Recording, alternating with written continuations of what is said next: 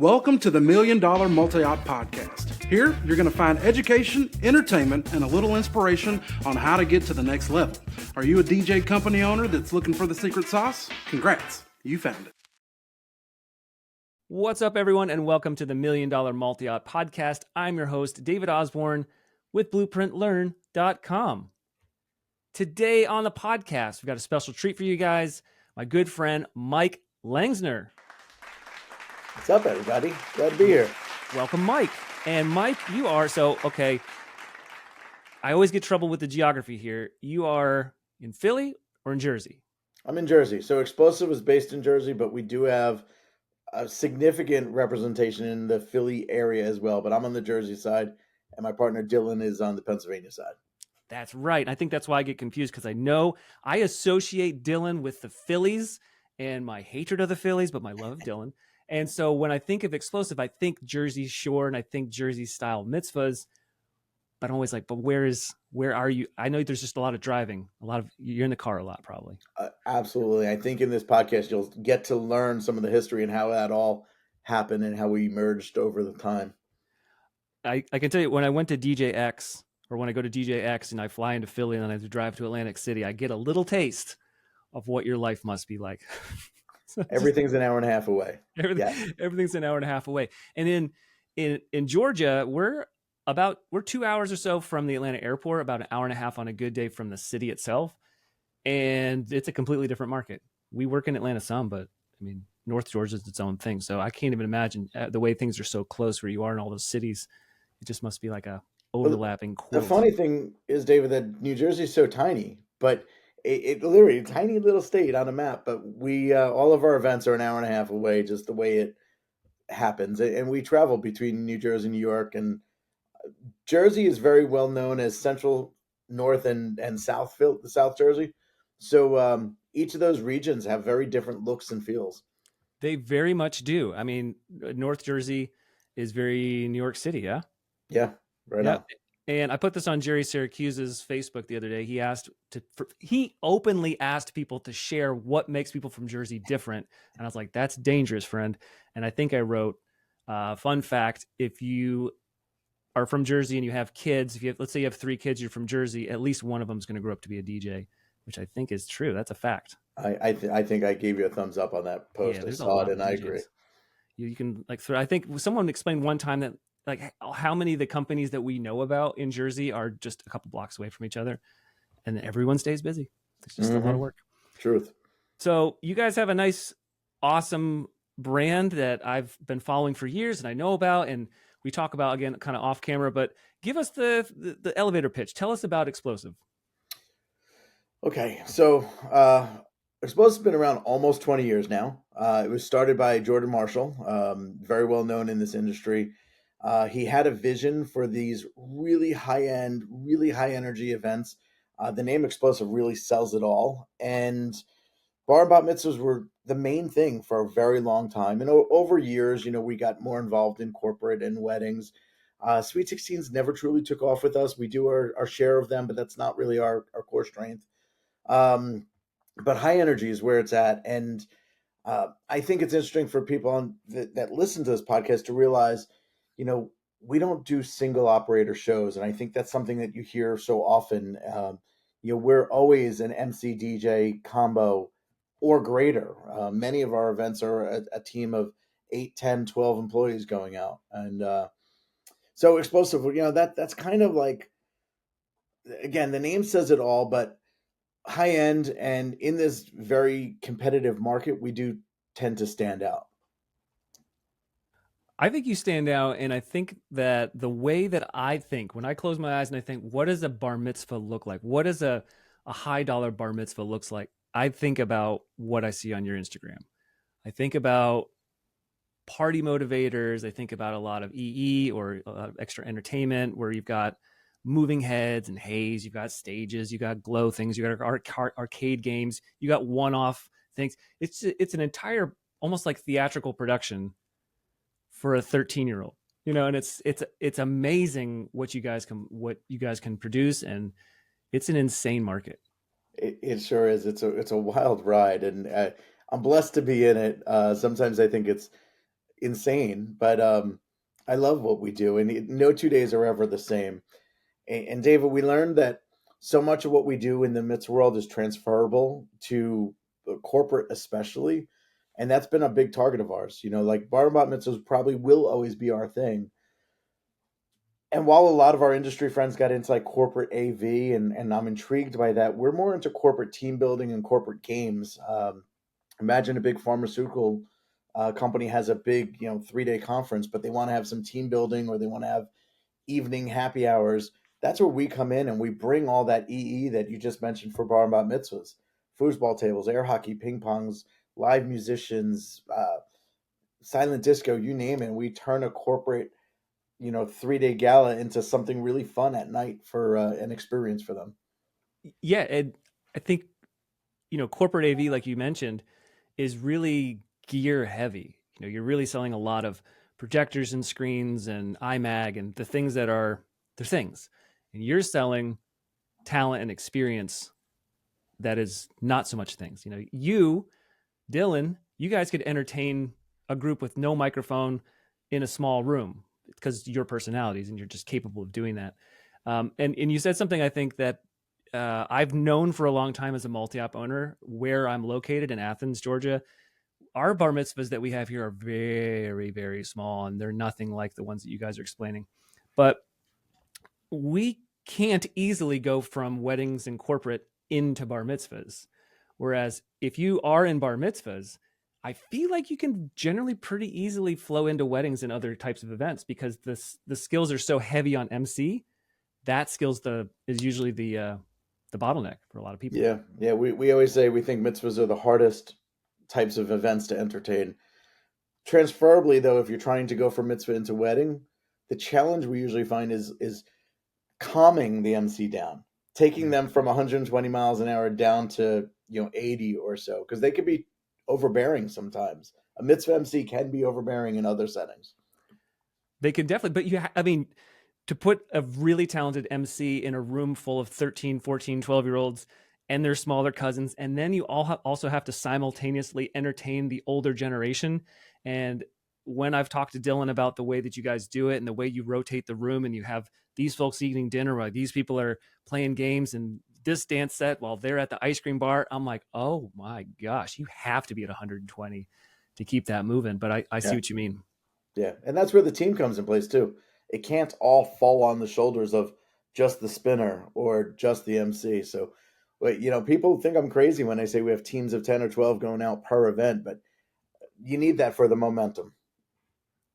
And are you the one staffing, like when in the sales process and some of the things that you do, are you putting those people in place, or does that come later when you come into production management, or when it gets into Dylan's role, which we'll unpack a little bit in a minute? So formally, I was very involved in that, but now that's really something that Dylan and our talent manager Bridget to handle. But there is a piece of it that does happen in the sales process. In the mitzvah world, the MCs, they're almost like pseudo celebrities. So a lot of our contracts go out upon the sale point, and it says MC Dylan guaranteed. So at the point of sale, which is sometimes 2 or 3 years before the event, we're locking in that MC. That's usually the only talent that's guaranteed. The rest of the puzzle pieces fall in place as we get closer. Yeah, it's wild. It's wild to know what you're doing 2 or 3 years from now on a Saturday. I know, right? You're like, okay, hold on for the ride. But I mean, that's the world you guys live in, and that's the way high-end mitzvahs work. People are booking those out. And if we get a call for a mitzvah, it's happening in about 90 days. It's just a different space, different market. So you touched on this a little bit. Xplosive, was started by Jordan Marshall. You weren't originally with Xplosive. What was your experience before coming into the Xplosive world? I'm going to give you the Cliff Note version because I could go pretty lengthy with this one. But I've been DJing since I was 13. I grew up in a very Jewish area and went to a lot of bar and bat mitzvahs, and I was always intrigued by it. So, I'm going to show my age here, but I bought a Radio Shack mixer on my 13th birthday and hooked it up to my parents' component stereo system with the tape player and single CD player, and I was mixing between one tape and one CD. And that's all I knew for a while. I eventually went away to college, got more into DJing. I was doing a lot of the college bars and fraternity parties. I went to Rowan University, which is located in South Jersey. And one of the guys at the fraternity house that I did a lot of work for said, Mike, the nightclub where he was a bouncer at, he said, Mike, they're looking for DJs. Why don't you come and apply? So fast forward, I dropped off a demo and I immediately got a phone call from the marketing director there or the talent manager. And he says, I want to hire you for two of our nightclubs. There's one in Philly and one in the city of Trenton. And I loved it. Fast forward, the gentleman that hired me became a very close friend of mine. And I saw there was a part-time marketing assistant role that opened up. And I had that full-time role for the summer, and it was the best job ever. I just graduated with a marketing degree, and I was actually doing marketing, and it was everything I really wanted. The end of the summer was coming around, and I was like, my job's about to just disappear. They had a banquet manager that ran the two venues because we did a lot of private parties. One day she just didn't show up at work, and she never showed up again. So the owner said, do you want to fill her job? And I said, well, I've never waited tables. I've never bartended. I don't know anything about banquets. But we as DJs know how to run a party. So I said, sure, I'll do it. And I learned really quickly about the food and the beverage side of it. And that was supposed to be temporary until they found a replacement. 10 years later, I still held that job. And it was amazing. I had built, this is where Xplosive ties in now. I had built a bar and bat mitzvah segment in this nightclub that wasn't there before. And we built $1 million segment of just banquets. And most of that was bar and bat mitzvahs. At that time, I got to meet a lot of the DJs. And Jordan with Xplosive was one of those companies I just loved. I thought his company did such a great job. And in fact, so many of the names that, you know through the industry, the veteran DJs in this Philly market played there. So fast forward, Jordan and I became good friends. And we always said one day we'll get together, there's going to be a time I'm going to get out of this business and I should, partner with him. And he had to grow the business and, be able to bankroll employees. And shortly after that happened. So I was there for 10 years. I moved on to one other venue, which was a indoor amusement park, really cool space that had banquet facilities also. I was involved in corporate sales. And then a year into that is when things just aligned with Jordan and we became partners. Wild, right? That is wild. Now, there's a good part of that story that I knew, and there's a good giant chunk of it I didn't know. I didn't realize that you were doing that kind of club work and you were playing in that way. And, when you're coming on with Jordan Marshall, he's a big talent. And a lot of people that are really big talents don't either enjoy or like or aren't great at the business side of things. So I imagine you're coming in to help with some of that stuff. Do you feel like your skills, like that skill set that you had that you brought to the early Xplosive days was because of all your time just being around banquet sales and corporate sales and seeing events and just the way they were put on in such a structured way? Absolutely. And you hit the nail on the head. And I'm actually surprised I didn't say it. Was Jordan had known he needed somebody to help him with the business side. His talent level is just incredible, but he needed somebody that could keep the paperwork in order, keep the ducks in line, get payroll out in time, make sure that staff got, in fact, not only paid on time, but the right amounts. Those were troubles of Xplosives in the early years. And probably with a lot of, as you said, companies who are super talented are not great on that end. So that was originally why I was brought in. Yes. And my nightclub experience, it does run really deep. I don't really talk about it much. It's a very cool history of mine. I played in some of the biggest clubs. I played in Vegas. I played in Atlantic City. I played huge crowds. Even did some openings for big major artists and concerts. Really cool experiences, and I think it's helped shape me into who I am today. Oh, absolutely. It has to. And, every time that I end up talking about management or general management or anything like that, it's typically people that have some sort of experience outside of the industry that are the people that, you're like, oh man, Mike's great at management. Oh yeah. Like, yeah, well, he worked in this other industry adjacent, or, you were a teacher, or like you've done something, or you've managed a staff at a restaurant. there's some component of outside experience that a lot of people come to like the DJ industry with that allows them to be great managers, because otherwise it's just not a skill set that's found in the DJ space like at all. It's like almost the opposite of being a great entertainer. Yeah. You hear a lot of people say everybody should work in a restaurant at some point in their life. Yeah. And I really agree with that. And Kathmandu, which is the name of this nightclub, was that restaurant experience for me. It was a big facility, but still ran like a small operation. So, we learned how to hire people, fire people, deal with electrical issues. The air conditioner goes down in the middle of an event. How do you troubleshoot that? Like, big, massive soundboard. Like, we had a 32 channel soundboard, and I had to learn how to work that because we had talents coming through. Yep. So yeah, great experiences, not just playing music to big crowds, but you're dealing with security issues and everything you could imagine in between.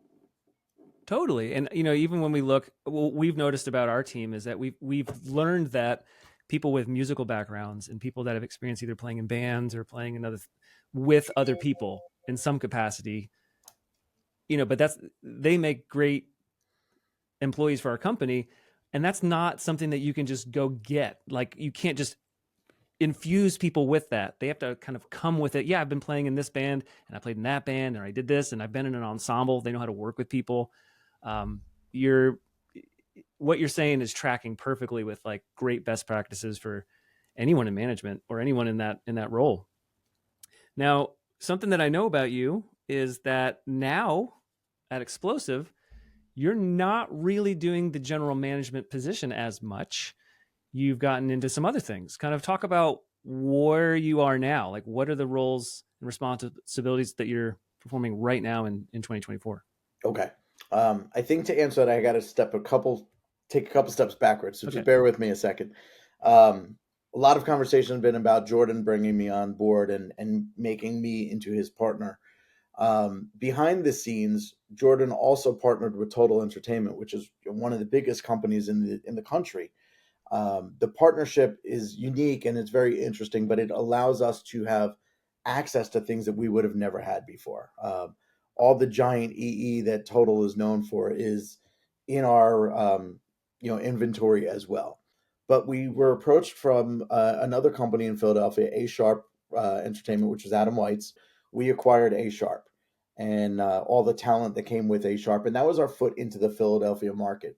And Adam is known to be one of the legends in the MC game, super creative. A competitor, though, of Adam's was Flair, which was Dylan and Bobby Morgenstein, and they were partners. And one day we were sitting at a industry event together, and they kind of, Dylan and Bobby said to Jordan and I, well, if you acquired Adam, what about merging with us? And like the light bulbs went off. Like, oh my God, this is wild. Like, how can we make this happen? Total Entertainment's in our back pocket. They're one of the biggest companies around. Bobby Morgenstein is a beast as well in the Philadelphia market. So now we can have a strong foothold in Philadelphia, a strong foothold in the New York market, and we're sandwiched right between, geographically in Jersey. So again, with some negotiations, we kind of put it all together, and then Dylan and Flair merged into Xplosive. That's what ended up happening. That's how Xplosive became what it is. Adding Dylan to the mix, his skill set was so strong in certain areas that we were finding ourselves duplicating the work. Jordan and I hardly ever duplicated. Jordan had his strengths and I had my strengths. But Dylan and I have a lot of similarities. So through trial and error and through just time and process, we realized, let's have Dylan focus on A, B, and C, and let's have Mike focus on D, E, and F. And Jordan, through the pandemic, had decided to follow other passions and other career aspirations, moved out of town. So he's not as involved any longer. He still holds a piece of the company, but he's not involved in the day-to-day. So it's been a wild roller coaster, but it all happens for a reason. And I don't think there's any playbook in the world that could have predicted this outcome, but I don't think I could have predicted a better outcome either, Dave.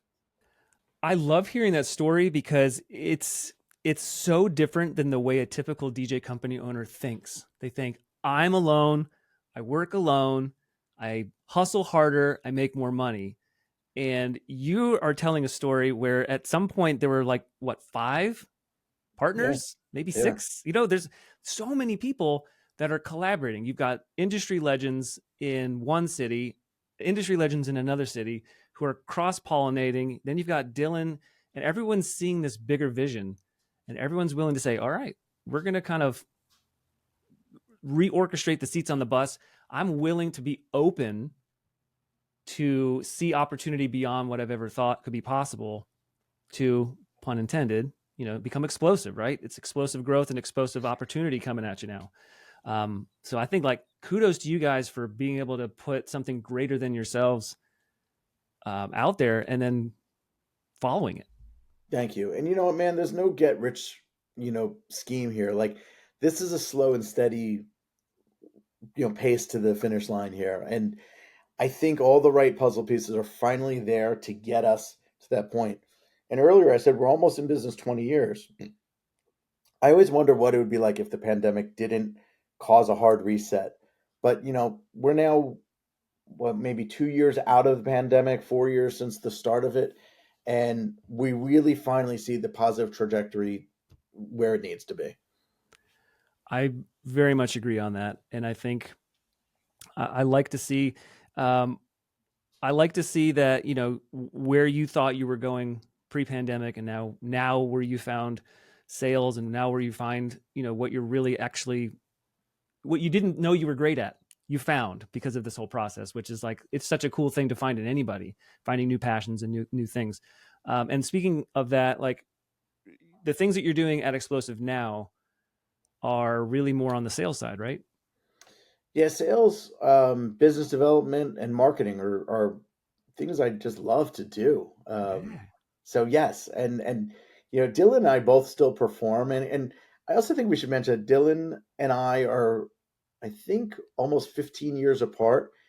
And when you also talk about the other partners that have been involved, there's probably a 30-year span in our ages. So the diversity amongst our, ownership is so unique. But that's where we all follow our strengths. Jeff Cyber still is our mentor and our, guru when it comes to financial decisions. But it allows Dylan and I to run the day-to-day operations. So yes, I'm handling business development, sales, marketing.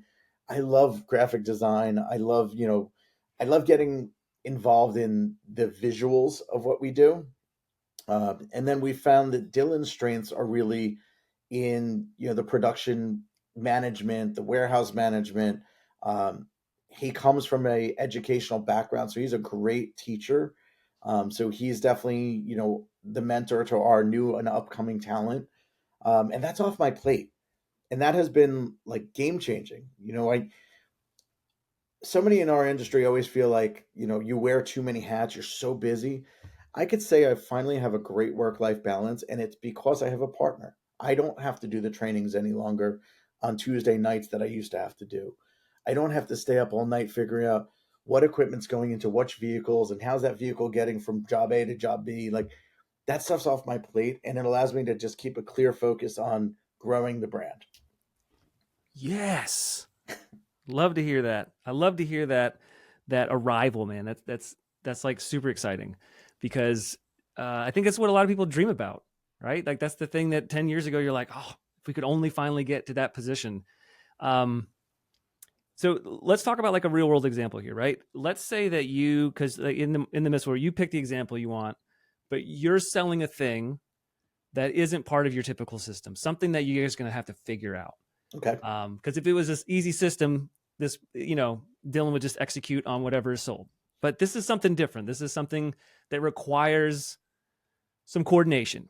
How do you get the expectations of a high-end mitzvah client for this one-off thing? How do you get it into Dylan's hands so that when the clients experience it, it matches what you sold or exceeds what you sold? Okay. I'm going to give you an example of a game show. Very often our salespeople, I'm dealing with it right now where I just sent out a proposal and it says game show during cocktail hour, sports trivia. And we put a price tag next to it and hopefully I get the yes, let's move forward with it. So now there's a contract that says game show and then, I don't know, let's just say it's $2,000. Dylan now is going to say, well, how are we producing this game show, Mike? What do we need? What materials? Are there buzzers? Does it go on TVs? Does the venue have TVs? Who's getting the questions for the game shows? Who's providing the prizes?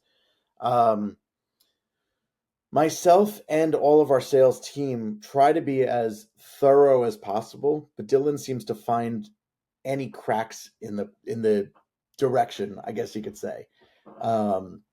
He definitely thinks these things through and then communicates it to our production manager, who's truly the guy, picking the items off of the shelf, popping it into the truck. And over the last year, almost 2 years now, we hired a full-time media person. So that has been game-changing also. So if we need custom content created, whether it's animated or still, there's now somebody in our office that could build that out. So Dylan can say to Connor, which is his name, Connor, I need you to make me X, Y, and Z in a MP4 video, and then a couple PNG files. And then he says to Justin, who's the guy who's packing the trucks, here's the equipment that we need. And the process just works. And it's fun seeing it from idea to actual execution. You're communicating a vision. Dylan's coming in, asking questions, clarifying everything. And then how about a regular cadence? So like, let's say the event is a year from now. The questions Dylan's asking is around the same time as sales, and then maybe goes in a note, or are those questions happening a month, 2 months out, production meeting time? Definitely happens much closer to the production time, but Dylan tries to stay, I think, 3 or 4 weeks ahead of the game. So, we're really not believers in last minute, problem solving. We try to be a month out. So after the sale, contract signed, deposit is paid, that client automatically gets assigned to a coordinator. We have 3 coordinators in our office who are hands-on with the client, dotting I's, crossing T's, everything that the client needs to know. That coordinator will do a good job of filling in blanks from salesperson as well, but the salesperson is not totally hands off. And in a lot of cases, like this game show, this client coordinator may not actually know exactly what I had in mind when I sold it. So there is a little bit of a brain trust that gets put together 3 or 4 weeks before an event when Dylan logs in and says, all right, there's a game show. How am I going to produce this? And he'll get the client coordinator and the salesperson on the group email or a phone call, and we'll try to put those puzzle pieces together. We do have a mantra, which I think we inherited from Jeff Cyber, of, book it and then we'll figure out how to cook it. Yeah. I'm sure you've heard that before. Man, it's so cool. Jordan was the king of this too. Jordan would sell anything, and then it would fall on usually my plate back in the day of how to make this happen. But that's what makes Xplosive who we are. I probably should have put that in my elevator speech that you asked earlier. We are not afraid to sell things that we don't have or that we've never done before. And I think a lot of DJ companies, I hear friends in the industry constantly talk about like their limitations of their inventory. I feel like we have an unlimited inventory. There's nothing out there that we don't have or have access to. Truth is, our warehouse isn't even all that big, but we know where to get things and we know who to trust. And I think that is key in success. Level up. Let's I was go. waiting for it. Boom. Nice. Yes. Okay. So some counterpoint wisdom. I want to connect a dot here.